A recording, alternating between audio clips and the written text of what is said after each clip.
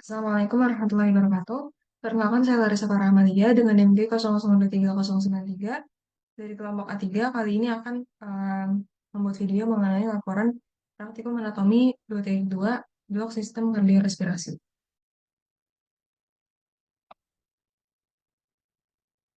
Oke, jadi pertama saya akan membahas mengenai bagaimana sih struktur dari faring itu. Oke, jadi di sini ada em, struktur faring ya. Jadi di sini yang paling atas, faring itu dibagi jadi tiga bagian, yaitu ada nasofaring, orofaring, dan juga laringofaring.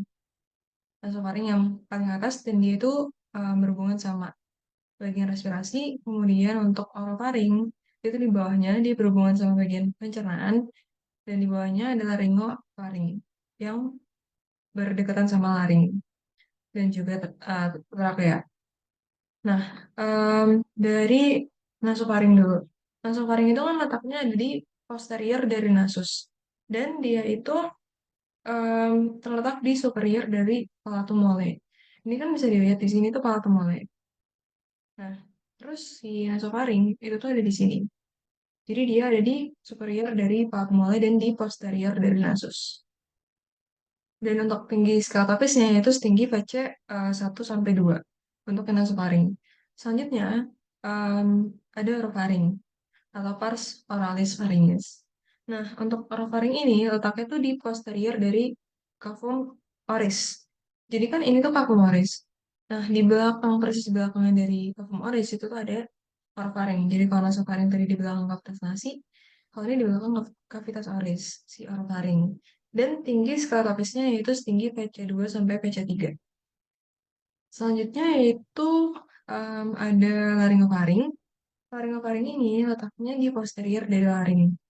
Jadi kayak tadi udah dibilang ya, dia tuh berdekatan sama laring, lebih tepatnya tuh dia ada di posterior dari laring. Jadi ini laring, dan ini adalah laringofaring. Gitu, dan dia setinggi skelatopis VC3 sampai VC5.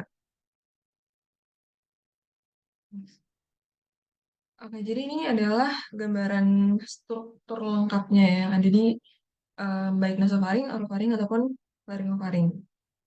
Nah, jadi sebelumnya ini cuma perbedaan pandangan aja. Ini yang dari tampak lateralnya, ini dari tampak posteriornya, terus ini tampak dari superior gitu. Nah, pertama kita bakal lihat dari um, yang tampak lateralnya dulu. Jadi di sini untuk nasofaring, oh ya ini kan ditandain sama bisa dilihat dari warnanya ya. Kalau warna yang ini kayak pink-pink gini, itu nasofaring. Kalau yang ini itu orofaring, ya kan bisa dilihat nih tepat di belakang dari cavumaris. Dan untuk yang warna biru ini itu laringofaring gitu. Jadi itu kurang lebih perbatasan antar faring-faringnya itu. Nah, untuk dari nasofaring dulu. Jadi kan nasofaring terletak setinggi skala VC1 sampai VC2. Nah, dia itu kan fungsinya untuk respirasi ya, karena dia berhubungan sama organ respirasi, yaitu di posterior dari nasus, posterior dari tuftas nasi. Nah, di nasofaring ini ada beberapa struktur yang bisa dilihat di sini. Jadi yang pertama ini ada opte. Opte atau ostium pharyngeum tuba auditoria. Ini adalah opte.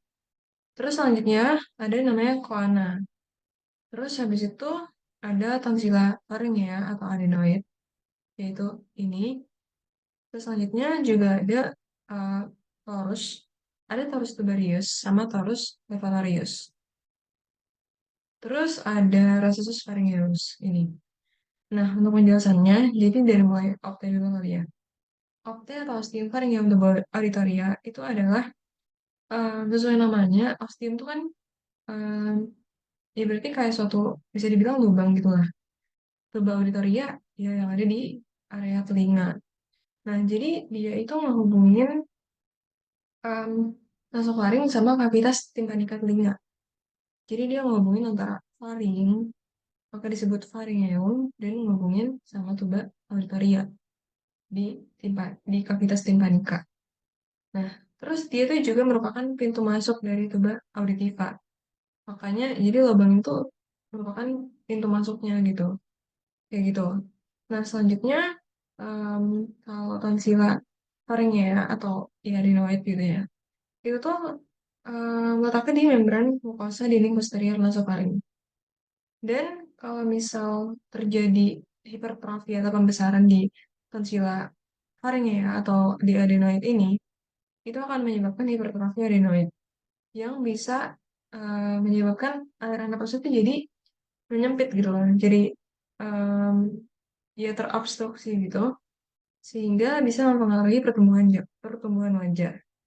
Dan tonsil faringialis ini tuh lebih terlihat di anak-anak dan akan mengecil waktu dia pubertas.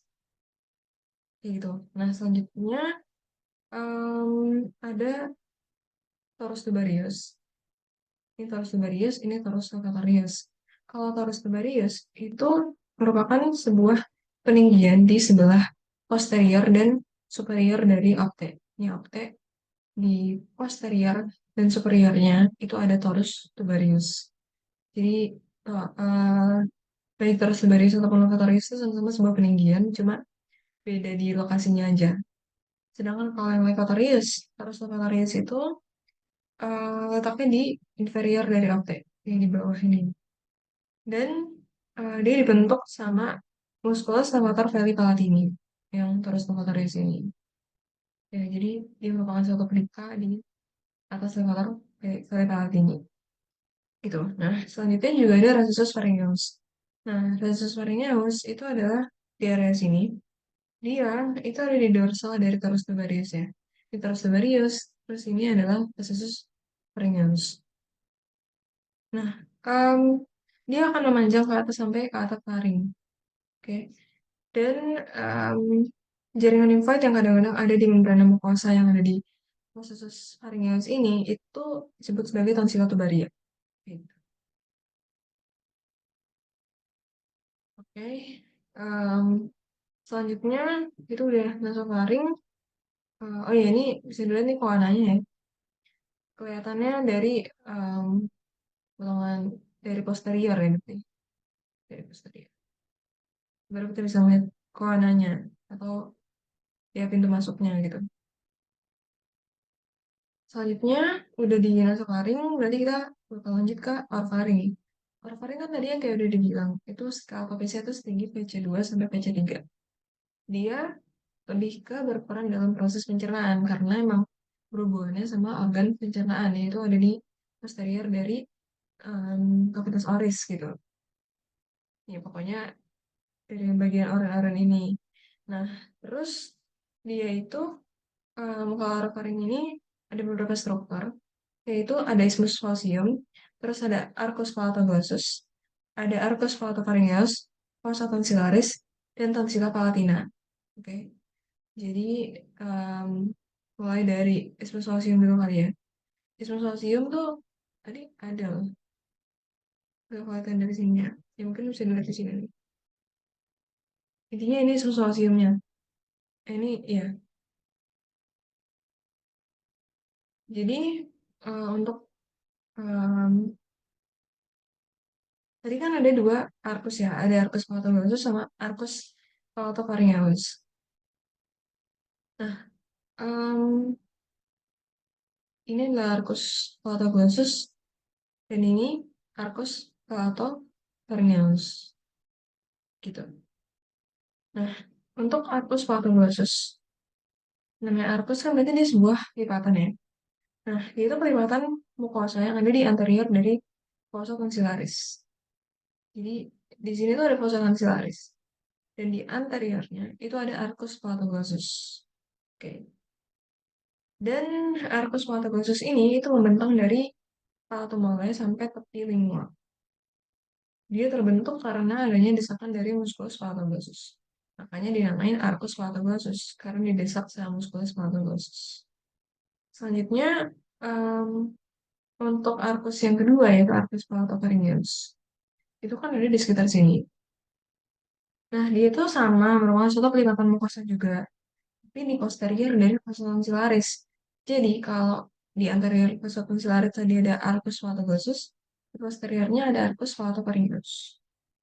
Dan Dia membentang dari palato molalis sampai dinding lateral faring. Dan sama kayak yang arcus vatagosus, dia kebentuk juga karena ada desakan dari musculus yang sama kayak namanya, yaitu musculus palatopharyngeus. Nah, kalau fossa tonsillaris, itu ya yang dari disebut-sebut ya, itu tuh ya di sini. Dia itu cekungan yang ada di antara arcus vatagosus dan arcus palatopharyngeus, dan ditempati oleh tonsilla palatina. Selanjutnya juga ada struktur lagi namanya vallecula epiglottica. Itu em, merupakan tempat di mana misal ada benda tumpul nih tertelan. Nah, benda tumpul itu bakal ketampungnya atau masuknya itu tuh di vallecula itu, di vallecula epiglottica ini. Jadi kayak suatu cekungan gitu ya. Kalau misalnya ada benda tumpul masuk, masuknya ke sini. Gitu. Next. Belum nih. Maaf lupa. Masih ada laringofaring. Jadi untuk laringofaring tadi kan skala topisnya VC3 VC5. Di sini yang begitu ada banyak bangunan ya. Ya karena dia udah mau menuju ke apa laring terus trachea kan. Nah, jadi di laringofaring ini pertama ada fossa piriformis, terus juga ada adductus laryngis. Adductus laryngis itu yang ini. Nah, fossa piriformis itu letaknya ada di kanan dan kiri dari laringofaring dan fungsinya, kalau dia itu fungsinya itu kebalikan sama fungsi si vallecula epiglottica. Kalau si vallecula tadi buat nampung benda tumpul yang masuk, kalau si fossa piriformis itu buat nampung benda tajam yang tertelan. Jadi satu benda tumpul, satu benda tajam. Oke. Nah, kalau adductus laryngis, sesuai namanya ya, adductus berarti pintu. Suatu pintu masuk menuju ke laring. Dan letaknya ada di dinding anterior dari laringofaring. Di anterior ya. Dia merupakan pintu masuk menuju ke laring. Jadi emang dari laringofaring ini, dia ini pintu masuknya makanya. Gitu. Oke udah. Jadi ini sebenarnya sama aja cuma ya udah dari perbedaan sudut pandang aja. Gitu. Selanjutnya, ini buat tambahan aja sebenarnya. Jadi untuk siapa sih arteri yang memvaskularisasi area faring ini gitu. Nah, em, vaskularisasi arterinya itu sebenarnya dibagi jadi bagian atas sama bagian bawah. Karena beda. Kalau bagian atas itu berasal dari arteri corotis externa, ya. Jadi ini adalah arteri corotis externa dan percabangannya itu akan akan memvaskularisasi bagian atas dari faring. Nah, ada arteri maxillaris, ada arteri facialis, ada arteri pharyngeal ascendens, sama arteri lingualis. Ini arteri maxillaris, terus ini ada arteri lingualis, ada arteri apa pharyngeal ascendens ya, ini sama arteri facialis. Mereka yang bakal memvaskularisasi bagian atas dari faring. Sedangkan bagian bawahnya itu berasal dari truncus pirocervicalis artery subclavian. Gitu. Ya, dari arteri tiroidea inferior. Dan tapi kalau khusus tonsil palatina itu dapat suplai darah utama dari ramus tonsillaris arteri facialis. Jadi arteri facialis ini nanti bakal membentuk ramus. Salah satunya ada ramus facialis. Maaf, ramus tonsillaris. Gitu. Nah, selanjutnya untuk vena. Jadi untuk venanya itu intinya oleh plexus vena pharyngealis yang akan mengalir ke plexus pterygoideus di superior dan ke vena facialis serta vena jugularis interna di inferior gitu. Di vena ya, vena facialis. Terus ini ada plexus pterygoideus nyaman gitu. Selanjutnya untuk inervasinya itu em, jadi untuk area faringeal itu dipersarafi kalau secara sensorik itu sama plexus pharyngeus dari nervus glossopharyngeus atau nervus 9 ya. Untuk yang motoriknya itu diinervasi sama plexus pharyngeus juga, cuma cabangnya dari nervus vagus gitu. Nah ini tuh spesifiknya ya. Jadi em, yang bersarafi nasofaring, orofaring sama laryngofaring itu sebenarnya berasal dari sarapan yang berbeda. Kalau nasofaring itu tuh ini sensoriknya ya. Itu ini nasofaring itu berasal dari nervus 5 cabang dua ini. Terus kalau yang orofaring itu lebih ke nervus 9 untuk bahasa faringitis tadi. Dan untuk yang area laringofaring sensoriknya itu representasinya lebih sama nervus 10 atau nervus vagus kayak gitu. Dan ini adalah gambaran ramus faringitisnya. Ini ramus faringitis yang dari um, apa nervus 9 berarti yang bersaraf dari orofaring.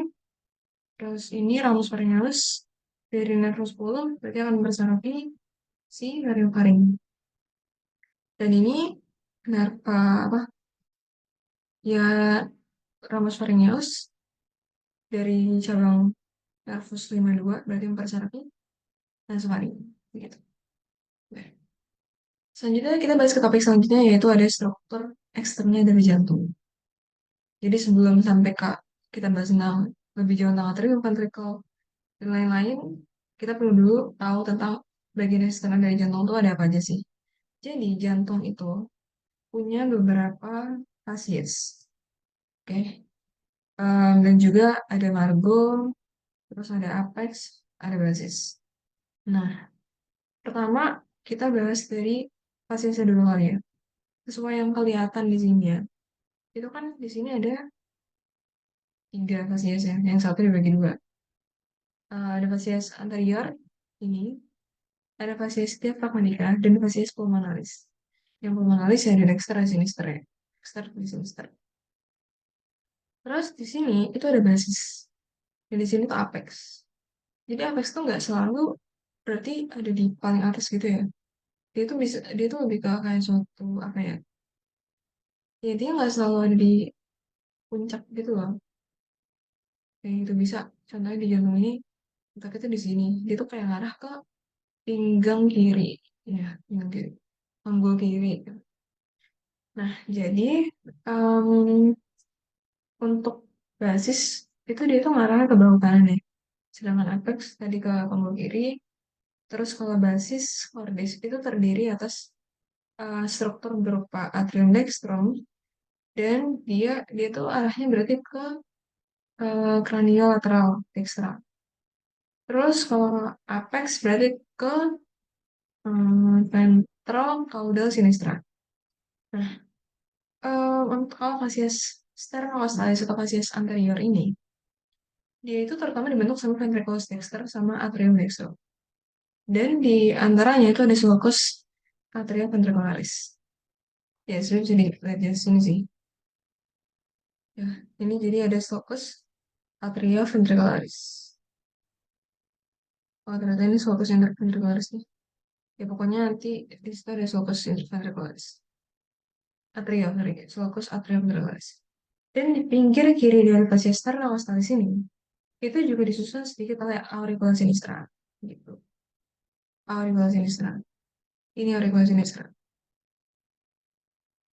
Selanjutnya untuk facies diaphragmatica. Berarti ya, sesuai namanya berarti dia yang menghadap ke diafragma ya. Dan dia terutama dibentuk sama ventricle dexter sinister yang dipisahkan sama sulcus interventricularis posterior. Ya, ini anteriornya. Nanti di sisi posterior juga ada sulcus yang sama. Dan fasis diafragmatika ini bersandar di sentrum tendinum diafragmatika. Gitu.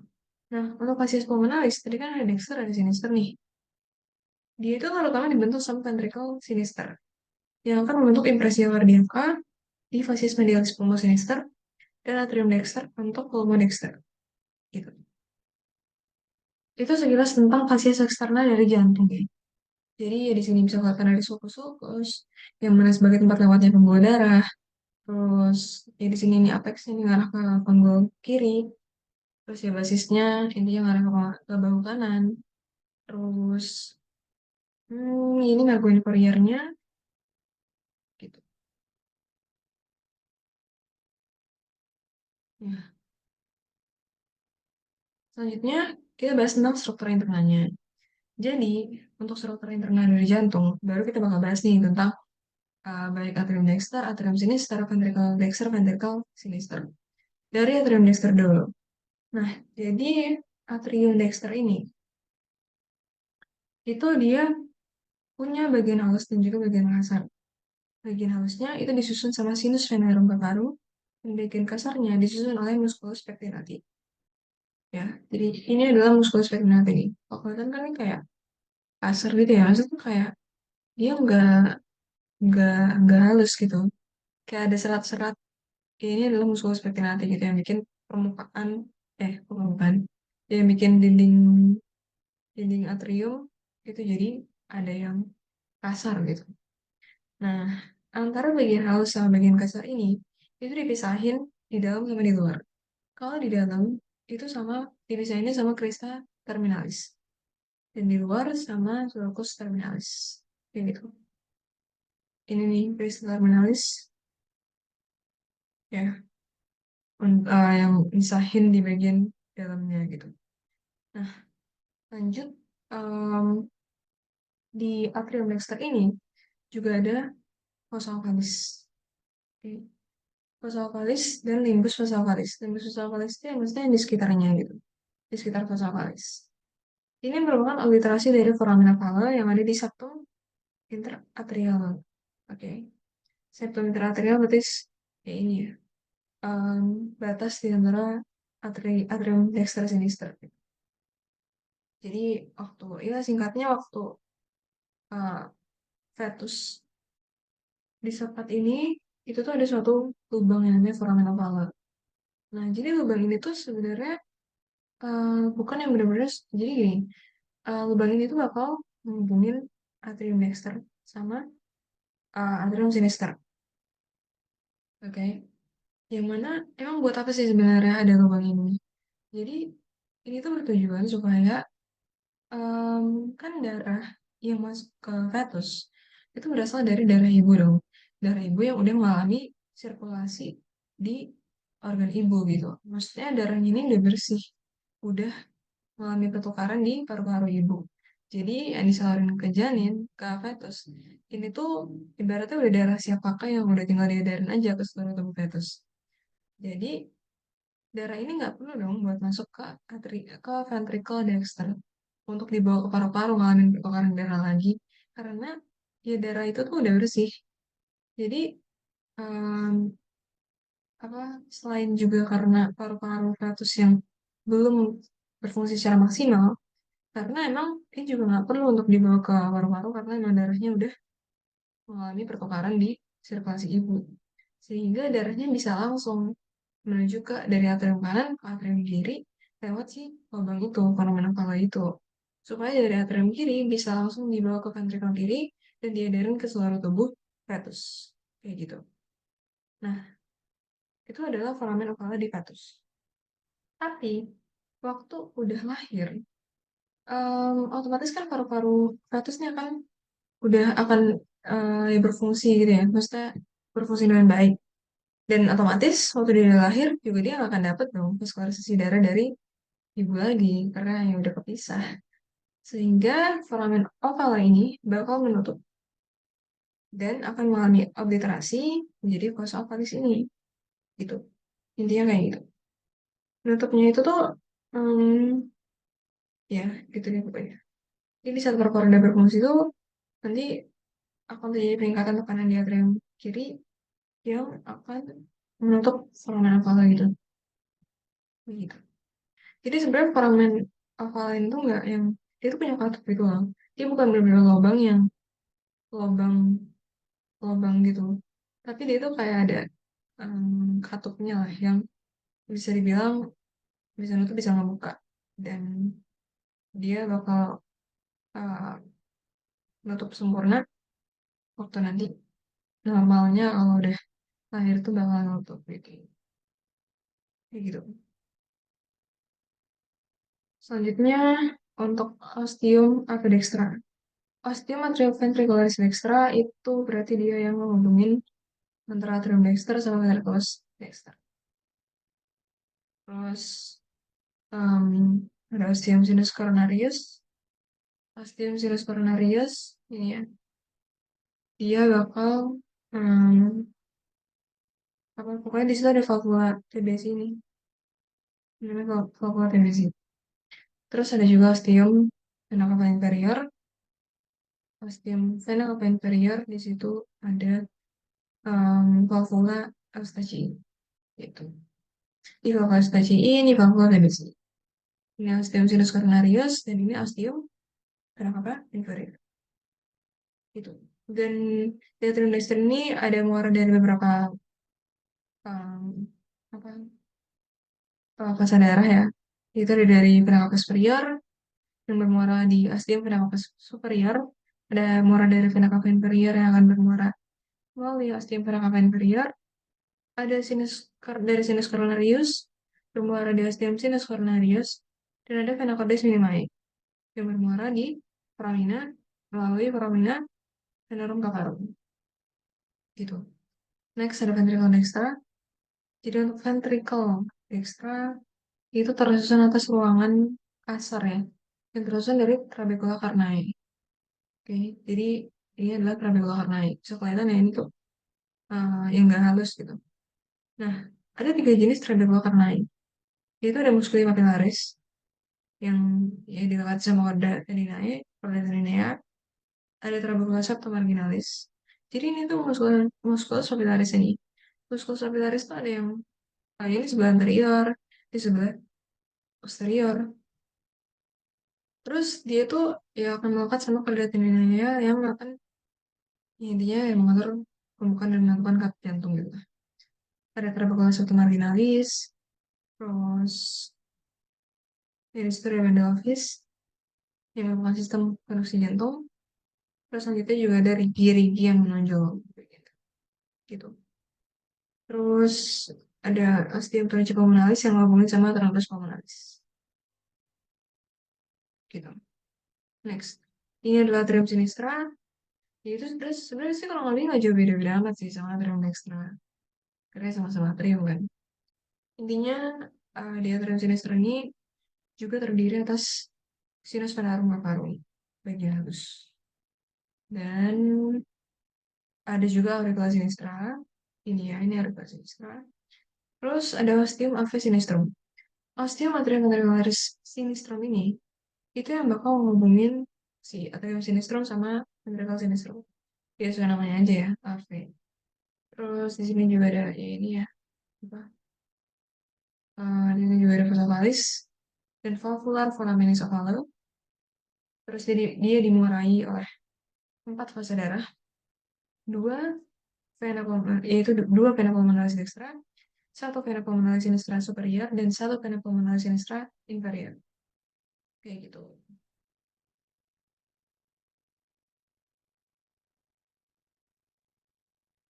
Selanjutnya yaitu ada ventricle sinistra. Oh ya ini lebih kelihatan dulu sih. Um, ini muaranya nih. Jadi yang tadi ini atrium sinistra tadi. Ini ada vena pulmonalis sinistra. Terus habis itu ada apa? Iya vena pulmonalis dextranya. Di bermuaranya di atrium sinistra. Gitu. Untuk ventricle sinistra yang memompa darah ke seluruh tubuh nih, dia itu um, merupakan bentuk apex cordis. Miokardiumnya lebih tebal di ventricle sinistra dibanding yang lain karena yang dia butuh apa ya otot yang lebih tebal untuk bisa memompa darah dengan baik ke seluruh tubuh karena ya berat ya. Terus ada vestibul aorta, ada ostium aorta yang menghubungin sama aorta, ada musculus papillaris juga yang akan melakukan sama chorda tendineae. Gitu. Selanjutnya ke mekanisme katup jantung. Jadi em, untuk katup jantung itu intinya kita perlu tahu ada katup apa aja sih yang ada di jantung kita. Yaitu ada 4 katup dibagi jadi 2. Ada katup AV sama ada katup semilunar. Masing-masing ada 2. Katup AV dulu. Katup AV berarti ada di antara atrium sama ventricle dong. Nah itu ada 2. Ada katup tricuspidales sama katup bikuspiralis atau katup mitralis. Nah, sedangkan yang katup semilunaris itu yang menghubungin antara em, apa aorta sama si ventricle sinister.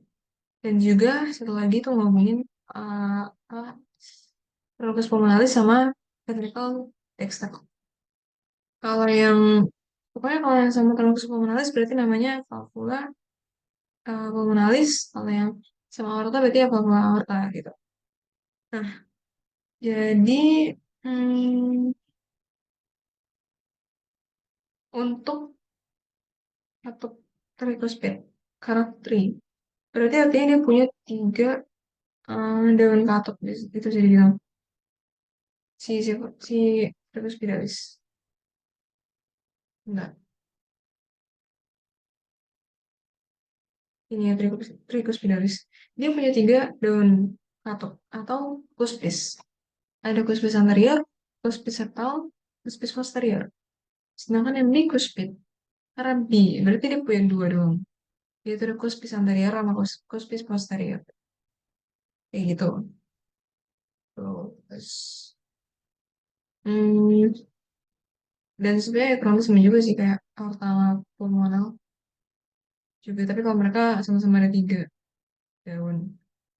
Ada valvula yang dextra, sinistra, posterior, anterior, dextra, sinistra, kayak gitu. Nah, em, jadi untuk gini, waktu keadaan sistolik, waktu ventricle itu kontraksi buat pompa darah keluar dari jantung, si katup semilunar, katup aorta sama pulmonalis itu bakal kebuka. Sedangkan katup atrioventrikular bakal nutup. Nah, tapi waktu ventricle terrelaksasi dan lagi keisi sama darah, atrioventrikular itu bakal kebuka dan semilunar ketutup. Kayak gitu. Nah, em, jadi gini, kalau di katup atrioventrikular ya, itu kalau misalnya ventrikelnya relaksasi, dalam artian tekanan di dalam itu rendah, otomatis kuspis atau daun-daun katup ini nih, itu bakal bergantung lemas gitu loh. Sehingga bakal menyebabkan kedua valva atrioventricularis kebuka, ini sama-sama kebuka nih. Sehingga darah masuk ke ventrikel. Darah di ventrikel penuh, katup bakal kedorong oleh aliran darah penuh itu. Dan akan menutup. Terus kondaterinea sama musculus papillaris bakal menegang. Jadi ini waktu em, gini, darah masuk nih ke atrium dexter, ya darah dari pernafasan inferior, superior, masuk ke atrium dexter, masuk, terus habis itu em, apa darahnya bakal masuk juga kan secara pasif ke ventricle dulu nih awalnya, maksudnya secara pasif dulu awalnya. Terus nanti pokoknya intinya kenapa bisa masuk ya karena tekanan yang ada di darah di atriumnya udah keisi banyak gitu loh. Jadi kayak tekanannya pun akan meningkat sehingga bakal ngedesek si katupnya buat ngebuka. Si katupnya ngebuka, darah mengalir ke ventricle secara pasif. Habis itu si atrium bakal kontraksi buat ngeluarin keseluruhan darahnya. Maksudnya kayak supaya nggak ada sisa-sisa gitu ke ventricle.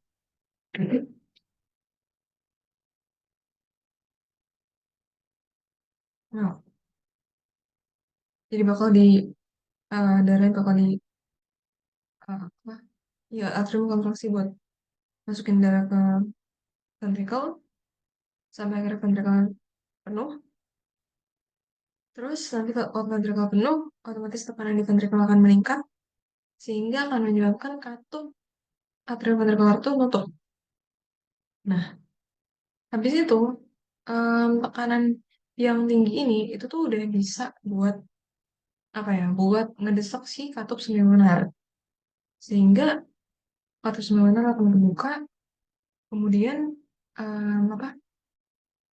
Dia udah kebuka terus menyebabkan darah dari ventricle bisa ngalir ke aorta ataupun trunkus pulmonalis gitu.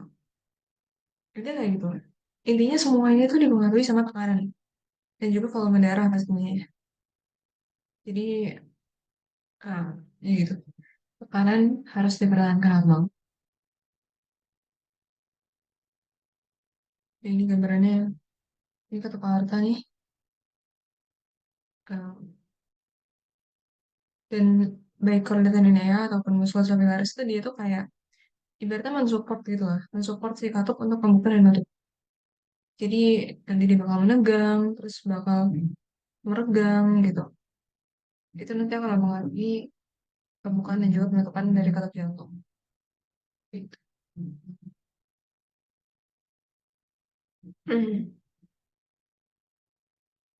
Nah, em, kita lanjut aja ke topik subtopik selanjutnya, itu tentang diafragma.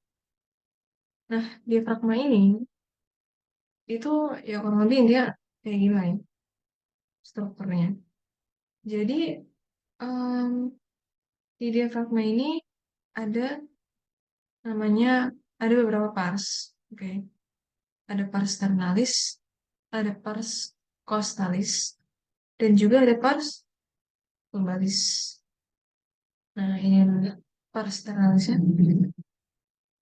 Terus ini adalah pars costalis. Kayak gitu. Ya, ini bagian lombanya ya sekitar bawah-bawah sini lah. Ini kayak pars lumbalis ini. Gitu. Nah, em, jadi diafragma ini kita perlu tahu dulu sebelumnya diafragma itu apa sih sebenarnya? Jadi diafragma ini itu merupakan suatu pembatas antara kavitas toraks sama apa abdomen gitu, kavitas abdomen, kavitas abdominalis. Nah, itu tadi ya dia punya dua bagian, terdiri atas dua bagian, itu pars muskular sama centrum tendineum. Pars muskular itu yang di perifer, tadi yang udah disebutin ada tiga, ada pars ternalis, costalis, sama lumbalis. Kalau centrum tendineum sudah namanya centrum, berarti dia ada di sentral. Di sentral ini, centrum tendineum yang abu-abu ini. Nah, dari mulai kita bahas pars ternalis dulu nih. Jadi di pars ternalis diaphragmatica itu ada namanya suatu trigonum. Namanya trigonum sternocostala Larry. Larry. Nah, ada trigonum sternocostala Larry yang mana akan dilewati sama arteri vena apa epigastrica superior dan juga pesa limpatika. Limpatika. Dan trigonum Larry ini merupakan tempat lemah ya atau locus minimalis resistensi terhadap hernia diafragmatika. Jadi dia itu kayak rawan itu lah, rawan terjadi hernia diafragmatika di situ. Selanjutnya ada pars costalis kan. Nah, untuk pars costalis itu dia kayak bentukan kubah gitu loh di diafragma. Terus kalau pars lumbalisnya itu em, ada arcus lumbosacralis medialis sama lateralis. Dan ini adalah ligamentumnya nih. Jadi ini ligamentum, maaf maaf. Ini ligamentum em, arcuatomedial dan ini yang lateral, ya gitu. Jadi di situ terus di situ ada arcusnya gitu. Nah, si ligamentum arcuatum medial ini merupakan penebalan dari fascia musculus Sossmayer dan yang lateral merupakan penebalan dari fascia musculus quadratus lumborum. Nah, jadi pars apa namanya? Em, pars diafragmatica. Ya, pars diafragmatica yang melekat di kosta 11 dan 12 itu seringkali terpisah dari pars lumbalis diafragmatica oleh celah sempit yang disebut tribunum lumbokostal Buchtelki. Oke. Yang juga merupakan locus minoris resistensi juga sama kayak si tribunum sternocostal Larry tadi. Kayak gitu. Nah, kita bahas tentang struktur yang terlihat di sini juga nih. Jadi di sentrum dari nama ini bisa kelihatan ada beberapa struktur ya. Terutama ya di bawahnya lah ya. Di sini tuh gini, jadi di sini tuh ada tiga hiatus. Ya sebenarnya dua hiatus satu foramen sih. Cuma intinya ada tiga struktur penting ini yang perlu diketahui. Pertama ada hiatus aorticus. Hiatus aorticus itu ini. Ya pokoknya area sini lah. Itu tuh setinggi VTH 12. dan dia dilalui oleh aorta, ductus thoracic, vena azygos, vena hemiazygos. Kalau selanjutnya ada hiatus esophagus. Ini adalah hiatus esophagus. Setinggi VTA 10, dilalui sama esophagus, nervi vagi, ramus esophageal, arteria gastrica sinistra. Selanjutnya ini adalah foramen vena cava morgagni yang setinggi VTH 8, dilalui oleh vena cava inferior, nervus luminous dexter sama vasa lymphatica. Dan yang tadi ya dibilang ada trigonometri di bagian atasnya. Diafragma itu divaskularisasi oleh arteri veronica inferior, terus ada arteri veronica superior, terus namanya fren. Berarti yang vaskularisasi juga ya namanya pokoknya ada fren juga banyak kan. Nah, terus ada arteri pericardiofrenica. Ini pericardiofrenica, ada arteri musculofrenica. Terus ya ini pericardiofrenica yang sinistra, ini yang dextra. Habis itu juga untuk drainase venanya itu paralel sama arterinya ya. Dan untuk inervasinya, jadi siapa diafragma ini dipersarafi oleh nervus phrenicus. Ya, nervus phrenicus. Ini nervus phrenicus dextra, ini nervus phrenicus yang sinistra. Dia mempersarafi diafragma. Gitu. Mediastinum dulu. Jadi untuk mediastinum kita perlu tahu kalau dia merupakan suatu lubang yang ada di kavitas torasis di antara kedua kavitas pleuralis. Dia merupakan suatu bidang transversus yang membentang dari sternalis sampai ke diskus intervertebralis antara VTH 4 dan 5. Dan intinya mediastinum ini ada dua. Ada mediastinum, maksudnya dibagi jadi dua bagian. Ada yang spurious sama inferius. Ini yang spurious dan ini yang inferius. Tapi yang inferius itu dibagi lagi jadi tiga. Yaitu ada yang anterius, ada yang medium, dan ada yang posterius. Gitu. Nah, kita bakal bahas, ya mungkin ini lebih kelihatan ya organ. Ya, dia kelihatan organ-organnya. Jadi, kalau yang superius, itu dia membentang dari apertura thoracic superior sampai ke transverse thoracic plane. Oke, dia membentang dari situ dan isinya tuh ada beberapa organ yang mungkin di sini juga bisa kelihatan ya. Ada apa? Ada esophagus, ada trachea, ada thymus, terus ada arcus aorta nih. Terus dengan tiga cabang besarnya, terus ada vena brachiocephalica dextra dan sinistra, ada vena cava superior, ada ductus thoracicus dan lain sebagainya. Sedangkan kalau yang mediastinum inferior itu kalau yang anterior ya, yang sini nih, yang sini ya itu bisa dilihat nggak itu emang nggak itu ada organ ya.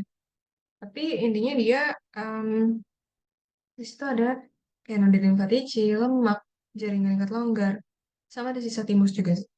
Terus kalau yang di medium, ya bisa terlihat jelas yang besar ini ada core. Selain itu juga ada perikardium, ada nervus phrenicus, ada pangkal aorta, dan lain-lain. Kalau yang posterior itu yang di sini. Yang posterior itu tuh ada esophagus, ya, di lanjutan esopagusnya. Terus ada aorta thoracica, vena azygos hemiazygos, ductus thoracicus, terus nervus vagus, truncus sympathicus, nervus phrenicus.